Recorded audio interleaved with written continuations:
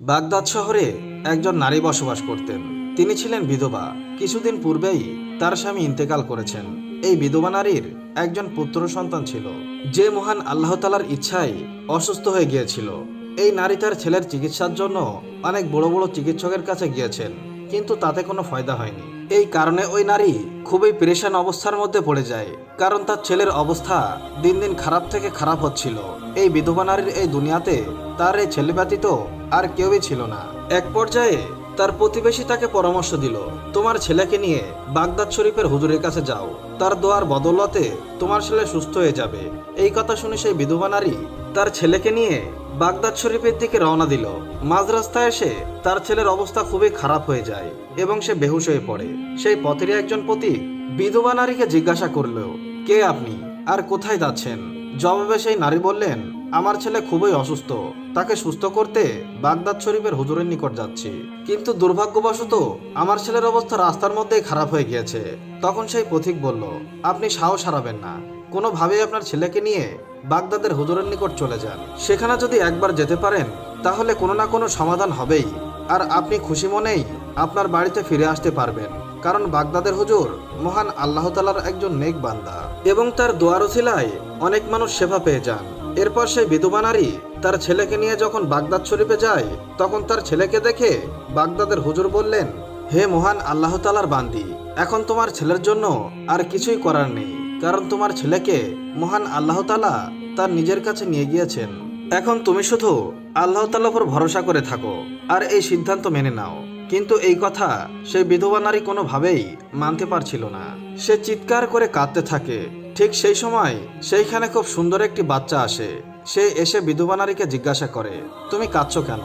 সুন্দর সুদর্শন বাচ্চাটিকে দেখে বিধবা নারী বলতে থাকে, তোমাকে আর কি বলবো, তুমি তো ছোট্ট একটি বাচ্চা। এরপরেও সেই বিধবা নারী তার সামনে উপস্থিত থাকা সেই ছোট্ট বাচ্চাটিকে তার সমস্ত ঘটনা খুলে বলে। সে নারী বলতে থাকে কিভাবে তার ছেলে অসুস্থ হলো আর কিভাবে তার ছেলেকে নিয়ে এই বাগদাদ শহর এসেছে যেন সে হুজুরের দোয়ায় সুস্থ হয়ে ওঠে। কিন্তু এখানে পৌঁছানোর পূর্বেই আমার ছেলে রাস্তায় জ্ঞান হারিয়েছিল এবং এই অবস্থায় আমার ছেলেকে মৃত্যুর পথে নিয়ে গিয়েছে। এই কথা শুনে বিধবা নারী কান্না শুরু করলো। অতঃপর সে বলল, আমি আমার ওই ছেলেকে ছাড়া কিভাবে বাঁচবো? এই কথা শুনে সেই বাচ্চাটি বলল, হে মা, আপনার ছেলে তো মারা যায়নি, এখনো জীবিত রয়েছে, দেখুন সে সত্যি জীবিত। বাচ্চাটির কথা শুনে বিধবা মহিলাটি আবার তার ছেলের দিকে ভালো করে তাকালেন এবং সে তাকিয়ে দেখতে পেলেন তার ছেলের শ্বাস চলছে এবং তার ছেলে ধীরে ধীরে হাত পা নাড়াচ্ছে। তখন সে বিধবা নারী অবাক হয়ে ওই বাচ্চাটিকে জিজ্ঞাসা করলো, আমার মৃত পুত্র কিভাবে জীবিত হলো? কারণ সে তো আমার সামনে ইন্তেকাল করেছিল, এটা কিভাবে সম্ভব? নাকি আমার পুত্র শুধুমাত্র অসুখের কারণে বেহুশ অবস্থায় ছিল? তখন সেই সুন্দর সুদর্শন বাচ্চাটি জবাব দিল, হে মা, মহান আল্লাহ তাআলার হুকুমে আপনার পুত্র আবার জীবিত হয়েছে। আপনার ছেলে অসুখের কারণে বেহুশ হয়নি, বরং সেই দুনিয়া থেকে বিদায় নিয়েছিল। আপনার কষ্ট আমার সহ্য হয়নি, তাই আমি আল্লাহর কাছে দোয়া করেছিলাম, ইয়া মহান আল্লাহ তাআলা, আপনি দুঃখিনী মায়ের কষ্টকে লাঘব করে দিন এবং আপনি তার কলিজাকে ঠান্ডা করে দেন। এই বিধবা নারী তার পুত্রের মৃত্যু কোনোভাবেই মানতে পারছে না। আপনি তাকে খুশি করে দিন, আপনি তো সবকিছুই করতে পারেন, আপনার জন্য কোনো কিছুই অসম্ভব নয়। আপনি চাইলে সব হতে পারে, দোয়ার ওসিলায় মানুষের তকদির পর্যন্ত আপনি বদলে দিতে পারেন, আর আপনি তো সকল ক্ষমতার মালিক। আপনি চাইলে ওই বৃদ্ধ মহিলার সমস্ত সুখ তাকে পুনরায় ফিরিয়ে দিতে পারেন। আপনি এই ছেলেকে পুনরায় হায়াত দিয়ে দিন। আমি এভাবেই মহান আল্লাহ তাআলার কাছে দোয়া করেছি এবং মহান আল্লাহ তাআলা আমার দোয়া কবুল করেছেন। এখন আপনার পুত্র আপনার নিকট সহি সালামত অবস্থায় রয়েছে। তখন সেই বিধবা নারী সেই বাচ্চাটিকে জিজ্ঞাসা করলেন, আমি সবই মানছি, কিন্তু তুমি কে? তোমার পরিচয় কি? সেই বাচ্চাটির পরিচয় দেওয়ার পূর্বে সেখানে বাগদাদ শরীফের হুজুর আসেন। সেই মহিলার ছেলেকে পুনরায় জীবিত দেখে হুজুর বুঝতে পারলেন এখানে কি ঘটেছে। তখন হুজুর বাচ্চাটিকে বললেন, বেটা, তুমি এখনো তকদিরের ব্যাপারটা পুরোপুরি বুঝতে পারোনি। আমি জানি তোমার দোয়ার ওসিলায় মহান আল্লাহ তাআলা এই বিধবা নারীর পুত্রকে পুনরায় হায়াত দিয়েছেন। আমার প্রশ্ন হলো, তুমি এমনটা কেন করলে? মানুষ তো এই কথা কোনোভাবেই মানবে না। এটা বলে হুজুর একটি বেত নিয়ে আসলেন। বেত দেখে বাচ্চাটি দৌড় দিল। হুজুরও বাচ্চাটির পিছন পিছন দৌড়াতে শুরু করলো। আসলে বেত দিয়ে প্রহার করার উদ্দেশ্য ওই হুজুরের ছিল না, তিনি শুধু ভয় দেখানোর জন্যই এমনটা করেছিলেন। এমন অবস্থায় ওই বাচ্চাটি হুজুরের ভয়ে প্রাণপণে ছুটছিল। তখন সামনে একটি কবরস্থান ছিল, যেখানে অসংখ্য কবর ছিল। আর সেই বাচ্চাটি কবরস্থানের পাশ দিয়ে ছুটতে ছুটতে বলতে লাগলো, হে কবরবাসী, এই হুজুরের হাত থেকে আমাকে বাঁচাও। আর সেখানেই ঘটলো একটি অদ্ভুত ঘটনা। ছোট্ট একটি বাচ্চার কথায় কবরস্থানের সমস্ত কবর থেকে মুর্দারা উঠে আসতে শুরু করলো এবং এই মুর্দারা সেই ছোট্ট বাচ্চাটির সামনে ঢাল হিসেবে দাঁড়িয়ে গেল। অর্থাৎ এক পাশে হুজুর, অন্য পাশে সেই ছোট্ট ছেলেটি এবং তাদের মাঝে কবর থেকে উঠে আসা মুর্দারা। এই দৃশ্য দেখে হুজুর সেই বাচ্চাটিকে বললেন, আমি জানি আসলে তুমি কে। আমি তোমার ক্ষমতার সঙ্গে পেরে উঠবো না, শুধু এতটুকুই বলবো, তুমি এত ছোট বয়সে তোমার এই ক্ষমতাগুলো দেখিও না, কারণ লোকেরা তোমার এই সমস্ত বিষয় বিশ্বাস করবে না এবং পরবর্তীতে তোমার উপরে আঙুল তুলে কথা বলবে, তোমাকে দোষারোপ করবে। তখন ওই বাচ্চাটি বলল, হুজুর, আমি তো এটা ইচ্ছা করে করিনি। সেই মা কিভাবে কান্না করছিল, আর সেই মাকে কান্না করা অবস্থায় দেখে আমি সহ্য করতে পারিনি। এই মা কিভাবে তার সন্তানের মৃত্যু সহ্য করবে, আর সে কিভাবে তার সন্তানকে একা একা দাফন করবে, আর এই মা কিভাবেই তার সন্তানকে ছাড়া থাকবে, এই বিষয়গুলো আমার একদমই সহ্য হচ্ছিল না।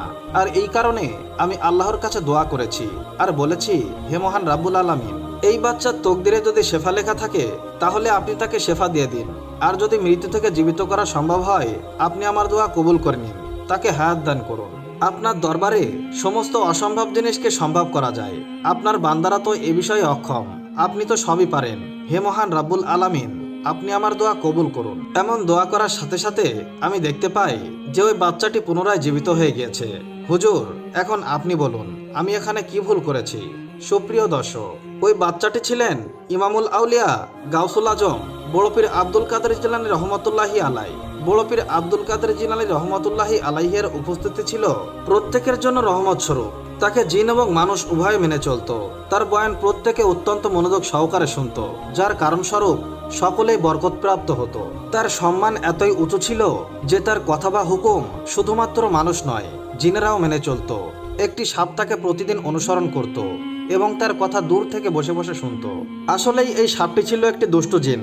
এই জিনটি সাপের রূপ ধরে বড় পীরকে বিপদে ফেলতে চাইতো, কিন্তু অনেকদিন ধরে পরিকল্পনা করার পরেও সে তার বড় কোনো ক্ষতি করতে পারছিল না। তার সাহস হতো না বড় পীরের উপর হামলা করার। এই দুষ্টু জিন যখনই আসতো সে দেখতো সেখানে অনেক মানুষের সমাগম রয়েছে, তাদের মধ্যে কেউ কেউ বড় পীরের কথা শুনে কান্নাকাটি করত।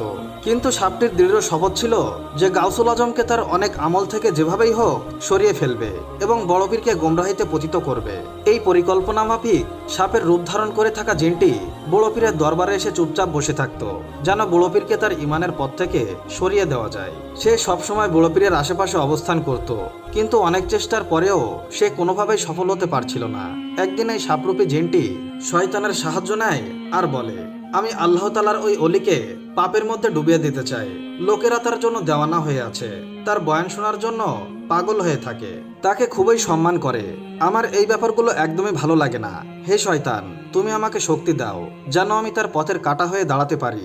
সে যেন কাউকে ইমানের পথে আনয়ন করতে না পারে, সে যেন আর কাউকে কালেমা না পড়াতে পারে। এভাবে সে একদিন শয়তানের কাছ থেকে শক্তি নেয়। অতঃপর একদিন গাউসুল আজম তার মাদ্রাসার ছাত্রদের তালিম দিচ্ছিলেন। সেখানে অনেক বড় বড় আলেমরা উপস্থিত ছিল। তারা সবাই অনেক মনোযোগ এবং আদবের সঙ্গে বয়ান করছিল। এত বড় জামায়াতে বড় পীর এমনভাবে বয়ান করছিল যে কারো কোনো হুঁশ ছিল না। আচমকা একটি সাপ ওই দেয়ালের ছাদ থেকে জামায়াতে এসে পড়ে আর সকলের মাঝে মুহূর্তে আতঙ্ক ছড়িয়ে পড়ে। আকার আয়তনে এই সাপটি ছিল অনেক বড়। সাপটি বড় পীরকে হামলা করে, তা দেখে লোকেরা ভয়ে সেখান থেকে পালাতে থাকে। কিন্তু কিছু কিছু মানুষ যারা বড় পীরকে ভালোবাসতো তারা বড় পীরের চিন্তায় পেরেশান হয়ে ওঠে। কিন্তু বড় পীর তার জায়গা থেকে একটুও নড়লেন না। তার চেহারায় কোনো ভয় বা আতঙ্কের ছাপ ছিল না, বরং তিনি নিশ্চিন্ত বসেছিলেন। তিনি তখনও তার বয়ান থামাননি। ওই সাপটি ধীরে ধীরে তার পায়ের উপরে উঠে বসে এবং ক্রমশই তার শরীর মোবারক পেঁচিয়ে ধরে এবং ধীরে ধীরে ওই সাপটি বড় পীরের ঘাড়ের উপরে উঠে পেঁচিয়ে ধরে। কিন্তু এতে বড় পীর আব্দুল কাদের জিলানী রহমতুল্লাহি আলাই বিন্দু মাত্র বিচলিত হলেন না এবং তিনি তার বয়ানও থামালেন না, যেন তার মাঝে এই সাপটি নিয়ে কোনো চিন্তাই নেই। এবার সাপটি বড় পীরকে ছেড়ে দিয়ে তার সামনে এসে দাঁড়ায় এবং বড় পীরের সঙ্গে কথা বলতে শুরু করে। আর সাপটি এমনভাবে দাঁড়িয়েছিল যেন কেউ তার শত্রুকে বহুদিন পর নিজের কবজায় পেয়েছে। সাপটি কিছুক্ষণ বড় পীরের সঙ্গে কথা বলে সেখান থেকে চলে যায়। লোকেরা অবাক হয়ে এই অদ্ভুত দৃশ্য দেখতে থাকে। লোকেরা ভেবেছিল সাপটি হয়তো বড় পীরের ক্ষতি করবে, কিন্তু এমন কিছুই ঘটল না। অতঃপর সেখানে প্রেসে থাকা লোকেরা সামনে এসে হাজির হয় আর বলে, হুজুর, এটা তো একটি অবিশ্বাস্য ঘটনা। এত বড় একটা সাপ যে এতটাই ভয়ঙ্কর যে ইচ্ছা করলেই মুহূর্তে যে কাউকে শেষ করে দিতে পারে, কিন্তু সাপটি আপনার কিছুই করতে পারলো না। তাছাড়া সে আপনার সামনে দাঁড়িয়ে কি বলছিল? তখন বড় পীর আব্দুল কাদের জিলানী রহমতুল্লাহি আলাই ইরশাদ করেন, তোমরা যে সাপটিকে দেখেছো সেটি ছিল আমাদের দুশমন। সে আমাদের ক্ষতি করতে এসেছিল। সে চেয়েছিল এখানে যেন বয়ান বন্ধ হয়ে যায় এবং আল্লাহ ও রাসূল সাল্লাল্লাহু আলাইহি ওয়াসাল্লামের জিকির থেমে যায়। সে বহুদিন ধরেই আমার ক্ষতি করার চেষ্টা করছিল, কিন্তু আজ যখন সে সাহস করে আমাকে পেঁচিয়ে ধরে তখন তার মনে হতে থাকে তার সমস্ত শক্তি শেষ হয়ে গিয়েছে। এই সাপটি আমার কোনো ক্ষতি করতে পারেনি, কারণ মহান আল্লাহ তাআলার হেফাজত সবচেয়ে বড়। এই সাপটি আমার সামনে এসে বলে, হে গাউসুল আজম, আমি বহু আল্লাহওয়ালা ব্যক্তিকে দেখেছি যাদের কেউ নামাজ ছাড়তো না, যাদের অন্তর থেকে কখনো আল্লাহ তাআলা জিকিরও থামতো না। আমি তাদেরকেও ঈমান থেকে সরিয়ে দিয়েছি, কিন্তু একমাত্র আপনার সঙ্গে আমি হেরে গেলাম। আমি তখন সাপটিকে বলি, মৃত্যুর মালিক একমাত্র আল্লাহ তাআলা, আর তুই তো একটি সামান্য সাপ। একদিন তোরও মৃত্যু আসবে। আল্লাহ তাআলার রহমতে তুই আমার কোনো ক্ষতি করতে পারবি না। সবচেয়ে বড় হেফাজতের মালিক তো স্বয়ং আল্লাহ তাআলা। এই কথা শুনে সাপটি সেখান থেকে চলে যায়। অতঃপর পুনরায় বড় পীর আব্দুল কাদের জিলানী রহমতুল্লাহি আলাই বয়ান শুরু করলেন এবং মানুষের ভয়কেও খতম করে দিলেন। এরপরেও সাপটি তার জেদের উপর অটল ছিল, কারণ শয়তান তার বন্ধু। সে মনে মনে ভাবতে থাকে, এই পীর এতগুলো লোকের সামনে বয়ান করছিল আর আমি তার কিছুই করতে পারলাম না, কিন্তু পরের বার আমি ভয় পেয়ে আর ফেরত আসবো না। আমি এই পীরকে তার ঈমান থেকে সরিয়েই ছাড়বো। এত ঘৃণিত ইচ্ছা ছিল ওই সাপরূপী জিনটির। আসলে এই সাপরূপী জিনটি জানতোই না উনি কোনো সাধারণ পীর না, তিনি হলেন পীরেদের পীর বড় পীর আব্দুল কাদের জিলানী রহমতুল্লাহি আলাই। সাপরূপী এই জিন অপেক্ষা করতে থাকে কোনো একদিন পীরকে একা পেলেই তার ক্ষতি করবে এবং ইসলাম থেকে সরিয়ে আনবে। একদিন এই সাপটি ওই সুযোগ পেয়ে যায়। একদিন বড় পীর আব্দুল কাদের জিলানী রহমতুল্লাহি আলাই একটি মসজিদে নামাজ আদায় করেছিলেন এবং আল্লাহ তাআলার দরবারে একের পর এক সিজদা করে যাচ্ছিলেন। এমন সময় সাপরূপী এই পাপিষ্ঠ জিন পুনরায় হাজির হয় আর ঠিক বড় পীরের জায়নামাজের সিজদার জায়গায় মুখ খুলে বসে থাকে। তখন সাপটি খুবই অহংকারের সঙ্গে চিন্তা করছিল, এই পীর এখন কি করবে? যদি কোনো সাধারণ মানুষ হতো তাহলে হয়তো ভয়ে নামাজ ছেড়ে পালিয়ে যেত, কিন্তু আমাদের বড় পীর একমাত্র আল্লাহ তাআলা ব্যতীত কাউকে ভয় পেতেন না। তিনি দাঁড়িয়ে ছুরাপাট করেই যাচ্ছিলেন। তার চেহারা মোবারকে কোনো ভয়ের ছাপ ছিল না। যখন তিনি সেজদায় যেতে লাগলেন, সেজদার জায়গা থেকে সাপটি এমনভাবে সরিয়ে দিলেন যেন সাপটি কোনো ক্ষতিকর প্রাণী নয়, বরং এটা সাধারণ পোকা। তার কোনো ক্ষতি করার শক্তি নেই। কিন্তু সাপটি পিছু হাঁটল না, সে বড় পীরের ঘাড় পেঁচিয়ে ধরল। কিন্তু এবারও বড় পীর আব্দুল কাদের জিলানী রহমতুল্লাহি আলাই নির্বিঘ্ন মনে নামাজ পড়তে লাগলেন। এবার সাপটি বড় পীরের কুর্তির ভিতরে ঢুকে যায়। সাপটি এক পাশ দিয়ে ঢুকে অন্য পাশ দিয়ে বেরিয়ে আসে। সাপটি সর্বাত্মক চেষ্টা করতে থাকে কিভাবে সে বড় পীরের নামাজকে নষ্ট করবে।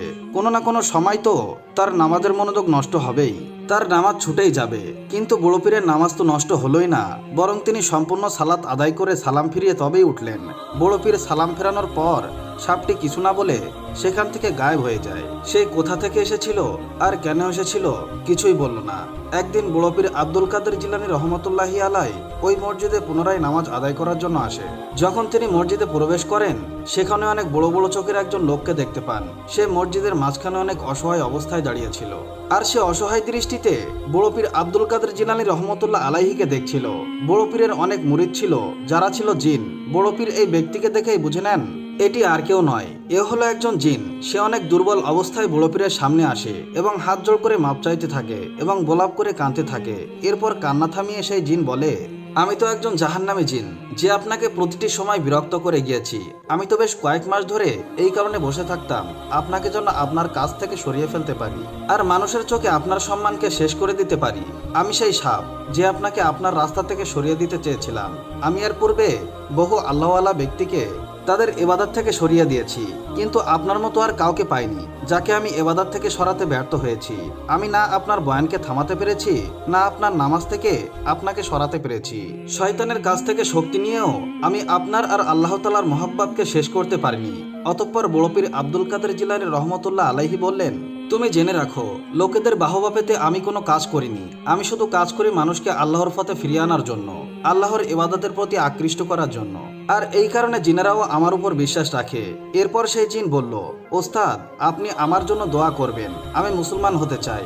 আর এরপরে সেই জিন বড় পীর আব্দুল কাদের জিলানী রহমতুল্লাহ আলাইহির হাতে হাত রেখে মুসলমান হয়ে যায়। সুবহানাল্লাহ, সুবহানাল্লাহ।